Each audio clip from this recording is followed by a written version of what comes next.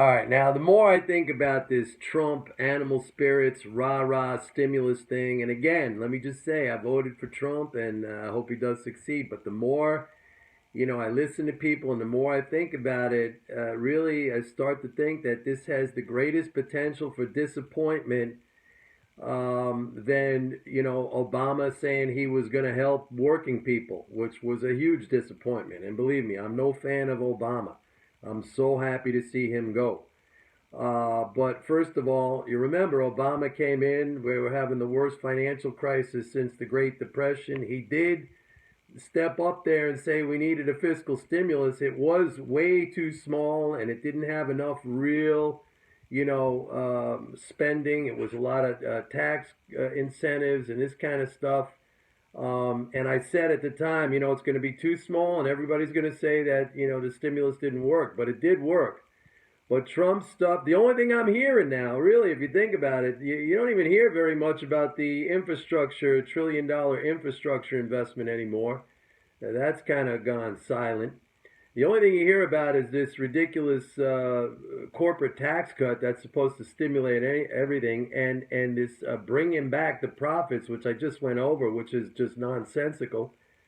The corporations are already only paying 15%. I showed you that. They paid $338 billion last year out of $2.24 trillion in pre-tax profits. That works out to a rate of 15%. That's what they paid. All right, so that's nothing.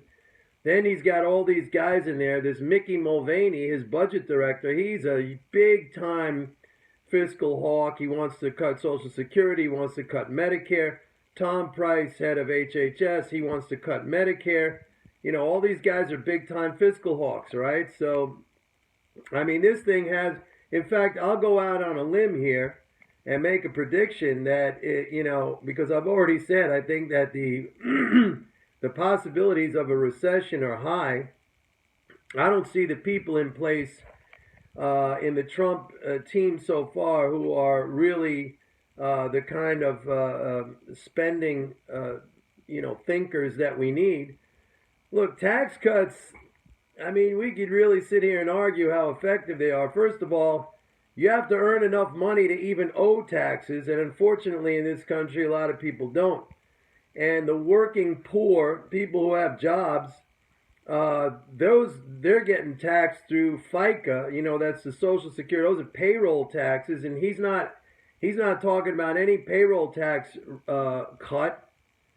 Should do away with the payroll tax. He's not even talking about the slightest little payroll tax cut. He's talking about really is a 15%, a reduction to 15% in the corporate tax rate. You don't hear anything else about any kind of tax cut. So, I mean, who does that help? CEOs? So, and the infrastructure thing, that was never going to be $1 trillion. It was maybe $1 trillion spread out over 10 years. And, it was financed, quote unquote, through tax incentives to investors and hedge funds and pension funds. So yeah, we're going to give you tax incentives to go out there and create whatever infrastructure that you deem, fit. And then you're going to go charge, create an income stream for yourself off of that. So that's like a double tax. The public, they get shafted because that tax incentive means that, of course, these idiots are going to say, well, there's less money for other things. We just gave a tax incentive to these wealthy hedge fund guys to build a toll road, and then they're going to tax you for the use. So, I mean, I don't see it, man. I just don't see the right people in there. I do not see the right people in there. So I'm going to go out on a limb here, and I'm going to say that market reaction if we could definitely go into a recession. I mean, the economy is slowing down. The metrics that I'm looking at, the federal spending is slowing down. Credit growth, bank credit growth looks like it's falling off a cliff suddenly. If we go into recession, that night of November 8th of the election, when the S&P dropped like 100 points, the S&P futures, we went down to 2023. Where's the S&P now? It's at 2270, 2260. You could see that again. You could definitely see that again. All right. I mean, what he's talking about here. I mean, where is everything? Where's the spending going to be? You need spending. You need to put money into people's hands, okay? If you don't do that, then the government needs to go out and build stuff. I mean, Eisenhower built the whole freaking interstate highway system. He didn't do it through public-private partnerships. How the hell did he do that? The government deficit spent. How did we fight World War II? The government deficit spent. How did we put a man on the moon? You know, like John F. Kennedy said, by the end of this decade, the 1960s, we'll put a man on the moon. We deficit spent. That's what you got to do to get things done. I mean, tax cuts are great if you make enough money that, you know, it's going to end up putting money in your pocket.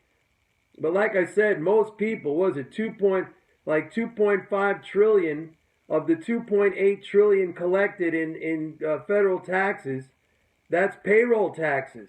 That's employment taxes. I mean, if you're not cutting that, then you're cutting nothing. You're cutting nothing, man. I'm telling you, man, this is going to end up to be, this could be the biggest letdown, the biggest freaking letdown of all time. All these people running around, you know, animal spirits, this is great. And this are all the same people who were so negative and so concerned and so bearish. You know, they're all running around now like everything is so fantastic. I'm telling you, man, this could really be a setup to a major, major smash.